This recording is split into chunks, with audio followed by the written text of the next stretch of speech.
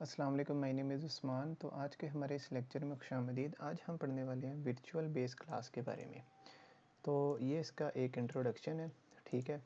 तो a class that is inherited by its child classes by using the virtual keyword is called virtual base class, ठीक है। Classes use in a situation where number of base classes are duplicated some causing of ambiguity, ठीक है।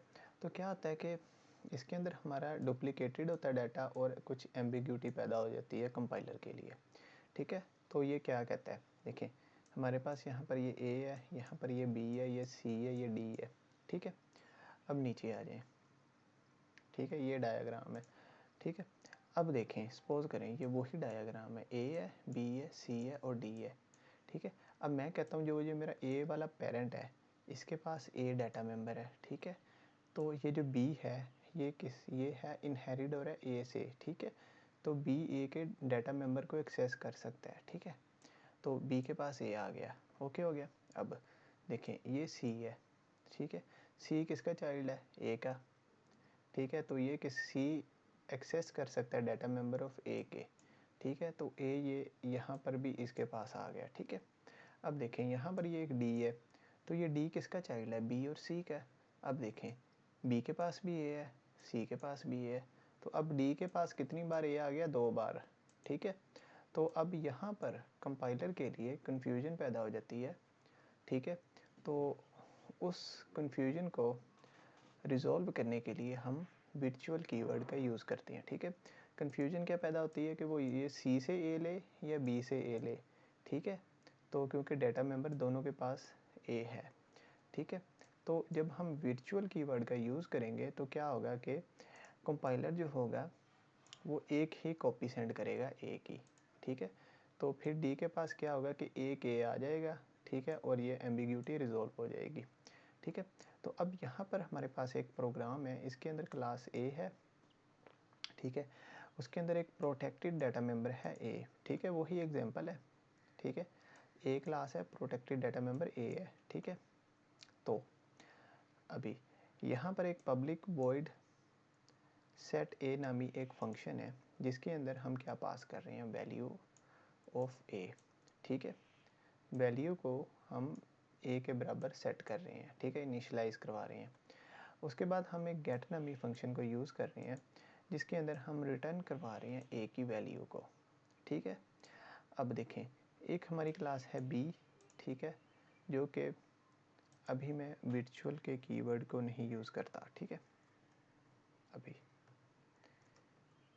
तो देखें एक class हमारे पास B है जो कि इनहेरिट हो रही है ए से, और एक क्लास सी है हमारे पास जो कि इनहेरिट हो रही है ए से, ठीक है, ओके।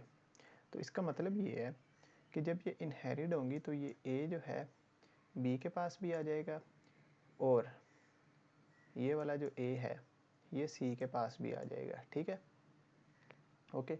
तो अब एक क्लास है डी जो कि इनहेरिट हो रही है बी से और सी से, ठीक है।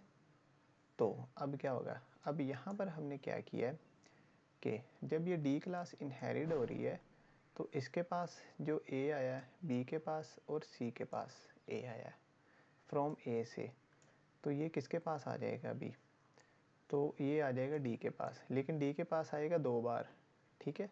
तो यहाँ पर अब हम क्या करेंगे, यहाँ पर हमने किया है वॉइड सेट, ठीक है, जो सेट A20 जो कि वैल्यू को ले रहा है, ठीक है, सेट ए, ओके।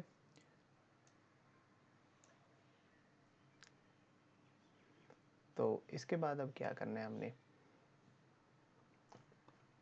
इसके बाद हमने ये करना है कि ये देखें यहाँ पर ये फंक्शन कॉल हो रहा है ना सेट ए, यहाँ पर ये फंक्शन कॉल हो रहा है सेट ए, इसके अंदर हमने वैल्यू पास कर दी 20, ठीक है। ये जो वैल्यू हमने 20 पैरामीटर में पास की है ये इसके अंदर चले जाएगी, ठीक है, इसके अंदर स्टोर हो जाएगा 20 और ये ए के अंदर इनिशियलाइज हो जाएगा, ठीक है।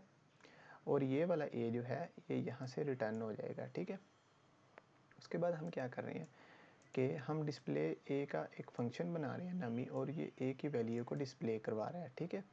उसके बाद हमने क्या किया है कि हमने डी क्लास का ऑब्जेक्ट बनाया और सेट और डिस्प्ले नामी फंक्शन को कॉल कर दिया, इस वाले सेट को और इस वाले डिस्प्ले को हमने कॉल कर दिया। तो अभी हम इसको एग्जीक्यूट करते हैं।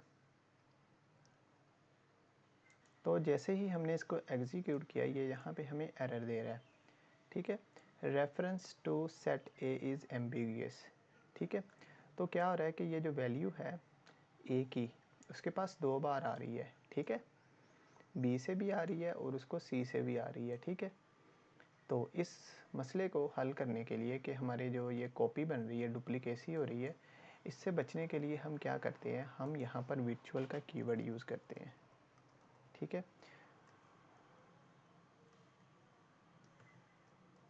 कॉपी किया और यहाँ पर भी